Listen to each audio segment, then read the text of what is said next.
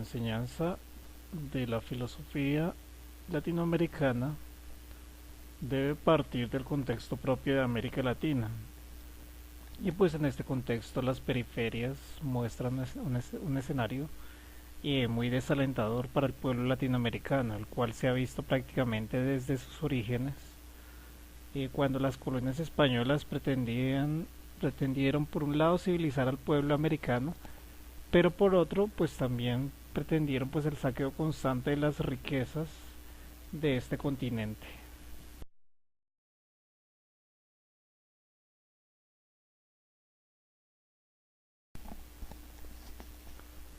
Desde entonces América Latina se ha caracterizado por los grandes círculos de pobreza, miseria y violencia, pues como producto de la injusticia social y de una cultura subdesarrollada.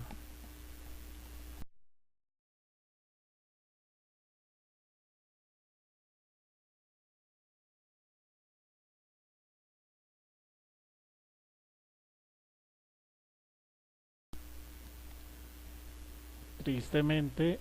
América Latina vive en un sistema de gobierno que se caracteriza por la imposición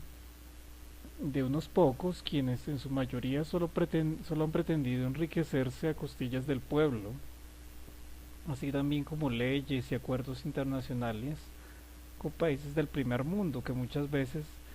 lejos de ayudar, pretenden sacar el máximo de recursos de este continente.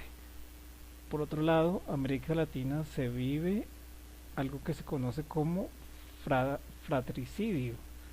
lo cual se puede decir que es una alienación social, dado que consiste en que el hombre es un lobo para el hombre.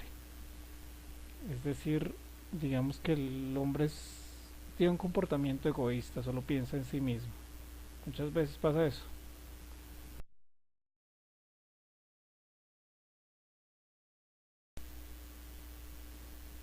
Bueno, es precisamente la visión de la imagen del continente latinoamericano como continente rico en recursos, pero pues pobre en calidad de vida, lo que llevó al surgimiento de pensadores que hacían mucho énfasis en la liberación de este continente, primero que nada desde su forma de pensar y después teniendo una visión de pueblo donde el gobernado se reconoce como hermano del gobernante y viceversa, y que esta hermandad se extienda por todo el pueblo latinoamericano. Henry Dussel en su filosofía radica en la liberación de las periferias, pensando siempre en los oprimidos o menos favorecidos, y sitúa su pensar filosófico dentro de un marco geopolítico donde se basa en la metafísica de la alteridad, es decir, el centro es el otro, su realidad, su ser. Esto es debido a que dentro del contexto del subdesarrollo latinoamericano hay cosas que se hacen evidentes como raíz y a su vez consecuencias del propio subdesarrollo. Podemos resaltar, por ejemplo, factores como violencia, corrupción, inequidad social, analfabetismo. Son causas, pero también son consecuencias del propio subdesarrollo. Dussel es miembro del movimiento de teología y filosofía de la liberación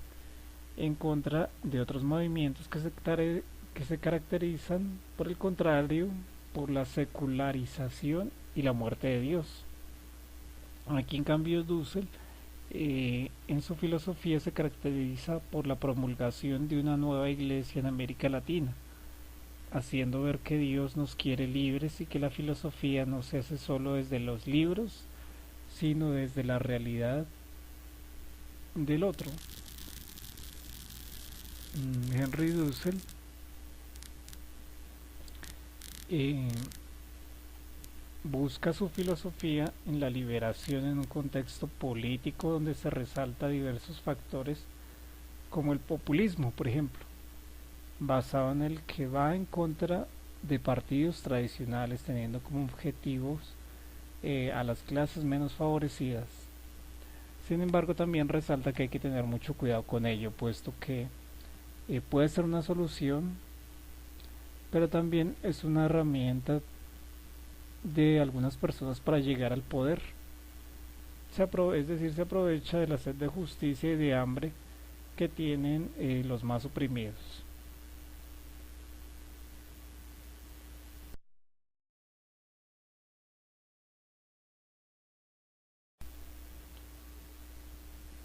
Bueno, la filosofía latinoamericana también nace buscando una cultura del ser, puesto que el pueblo latinoamericano, como producto de su sometimiento, no ha cultivado una identidad propia. Es decir, es un pueblo que casi siempre solo ha seguido instrucciones o seguido órdenes de países ricos,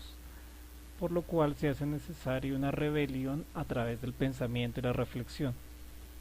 Es decir, que el pueblo latinoamericano pues mire en verdad qué es lo que le conviene, no que le conviene a aquellos que lo someten o que simplemente le dan órdenes, sino de verdad qué es lo que es más conveniente para sí mismo, por lo cual se hace necesaria una rebelión a través del pensamiento y de la reflexión, es decir, una praxis para cambiar la historia. Sin embargo, no se puede decir que toda la culpa de ese sometimiento que tiene el pueblo latinoamericano sea culpa del imperialismo, puesto que siempre hay un interno que está vendiendo al país. Alguien que en sus ansias de poder y dinero solo busca satisfacer sus propios intereses y le conviene que las cosas sigan como están para seguir lucrándose a costillas de un pueblo sometido.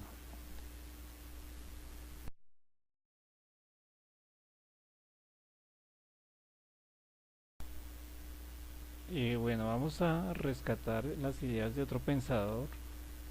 que se pueden aplicar también dentro de la filosofía latinoamericana, que se llama Federico Nietzsche, puesto que buscaba siempre la, resaltar que es necesario la muerte de Dios para que el hombre pueda revelarse, para que el hombre pueda surgir. No necesariamente se refiere al Dios supremo creador del universo, sino más bien al concepto que tenemos de Dios, puesto que terminamos venerando ideologías políticas y personas como si fueran dioses. Y para el caso de América Latina se venera mucho a quien le somete, atribuyéndole divinidad, atribuyéndole poder, por lo cual es necesario que esa divinidad muera para poder de verdad surgir como un pueblo, que América tenga su propia identidad.